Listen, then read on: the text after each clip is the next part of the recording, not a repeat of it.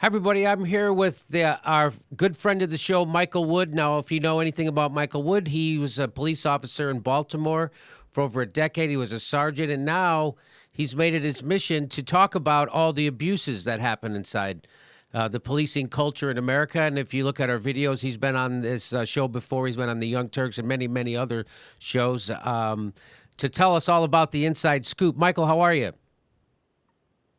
I'm fine, Jimmy. It's great for you to have me, but I do have to provide one quick clarification. It is my mission to reform policing and advance the science. The exposing what we truly do is just a facet of that. Wow. Okay. All right. I thought pretty much you just wanted to bash cops. Anyway, here we are. Now, so we had these two shootings in success, Tulsa, right, and then North Carolina. So a lot of people were saying on Twitter that why don't and everywhere, well, if you had a swift prosecution of these cops, if they knew they were going to be prosecuted, this would have some of a deterrent effect, right? That's why you have punishment, not only to that's why you lock people up, not only to punish but also to deter, right? And that's what we've said here about when they didn't prosecute anybody for torture. That kind of ensures that more torture crimes will happen and that's why Trump's up there saying we're going to torture everybody, right? So because nobody went to prison for that, so there's no deterrent effect. Now I'm against the death penalty because there's no deterrent effect. They've studied it. And they found out there isn't a deterrent from the death penalty. In fact, it raises violence levels. So now you were saying, from all your experience, that a swift prosecution of the police wouldn't really have an effect and slowing down the number of shootings of unarmed people. So go ahead, tell us why that is. Well, scientifically, I want to say that I have the null position because if you say we don't have data for that, yeah, we kind of don't have data for that specific incident, but we do for everything else. So when you say that convictions will decrease the recurrence of this, or like you said, make a deterrence, I have to say, where's your evidence for that? And that's not me making a claim. That's the scientific null position. Somebody that makes a claim has to have evidence to support that. And what I'm saying is I have done the research. I spend my entire life in this literature, and I don't know of any research that's peer reviewed, that's been proven out that would indicate that for reasons, like you said, with the death penalty. So it doesn't provide a deterrence. Regular laws don't provide a deterrence. It's not just in the laws. And we actually know certain things that a good example of this is there's an article I looked up recently called Faces of Shame. And it was with recidivism in, I think, Norway. And what we found out is when the incarcerated felt shame, that recidivism rates went up. So because when we shame somebody, we marginalize them. So that makes them more out into society, not a part of society. So that's when they're more likely. But if they feel guilt, which means like they feel they owe society a debt, then recidivism drops dramatically. So there's all kinds of evidence like that dispersed about the drug war. Everybody knows that. A law against drugs and locking drug offenders up, it doesn't do anything about drugs. It actually does the opposite. So like you were saying before, the death penalty, it's like that with the marijuana law in Colorado. We can watch right in front of us that when you are incarcerating more people and making more criminals by making law against things than you would any other way. There's just no evidence for it. I don't know how else to go about it. Okay. All right. Well, I just took it as because the claim when you say, when you argue that swift punishment and incarceration of killer cops wouldn't actually deter future cops from doing the same thing, it sounds counterintuitive, right? So that's why, same thing with the death penalty. It sounds counter. You'd think it would scare people into, but then you study it and you figure out, no, because the death. Anyway, there's so many, it turns out it's not a deterrent. So I'm not a specialist. I'm going to defer to you right now because you have been studying this for a long time.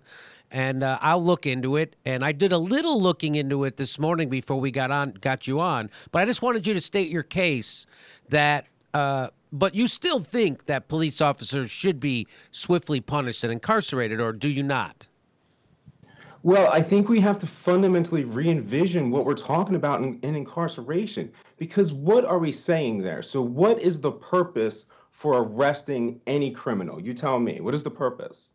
I always thought it was twofold, right? So you punish the person, and then to deter further crimes of the same nature. That's what I thought we did it. But you're saying that cops, in a sense, are really actually shooting these people because they're scared and not because they just have disregard for people's lives. Well, that's a different element. So what I'm saying is that there's no research in whether it's in social sciences or it's in criminal justice that supports that laws are an actual deterrence of crime. Like for social science even says that people that don't commit crimes never really report the law as being the reason they don't. They don't commit crimes because it doesn't present themselves as an option. Like people that have resources don't suddenly go and start committing crimes on some mass scale. Of course, you always have outliers in social science.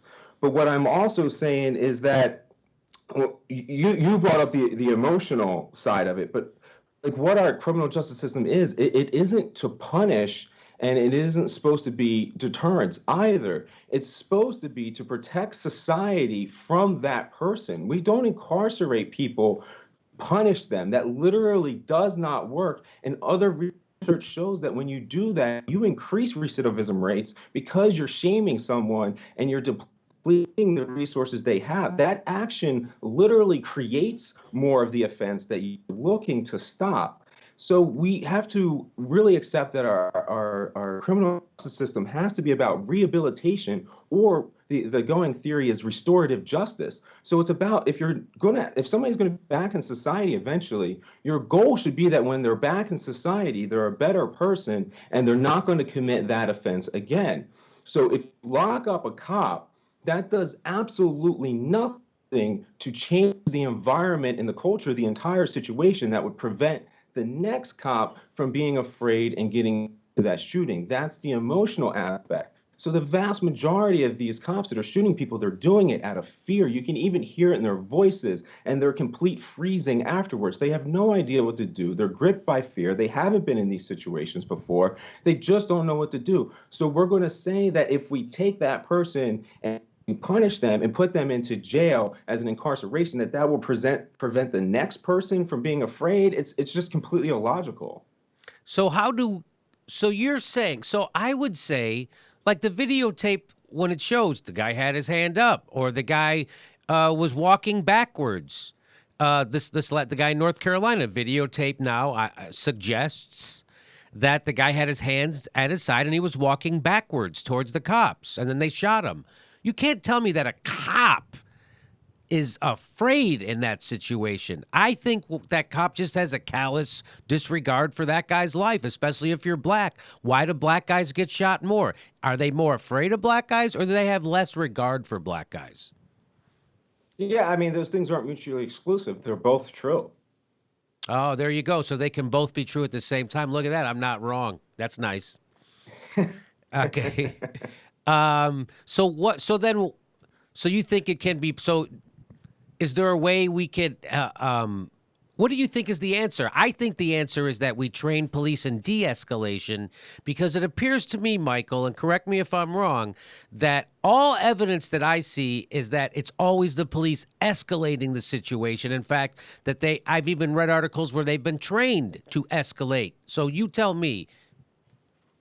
Well, I think largely the culture is what escalates. The training and manuals would tend to tell people to de-escalate. The culture overwhelms and does those things. But when you're talking about solutions, I don't think any solutions in the current paradigm can work. This is a corrupt system, a corrupt tree, and a corrupt soil. So if you kind of envision this, that the soil of criminal justice is the capturing of slaves, the protection of white property, and the continued genocide of the Native American people, which is literally what American policing came from, and it has evolved from. So we have a tree that grows out into prosecutors and jails and an overall organizational structure that still comes from this. We see this directly reflected today when you turn on TV.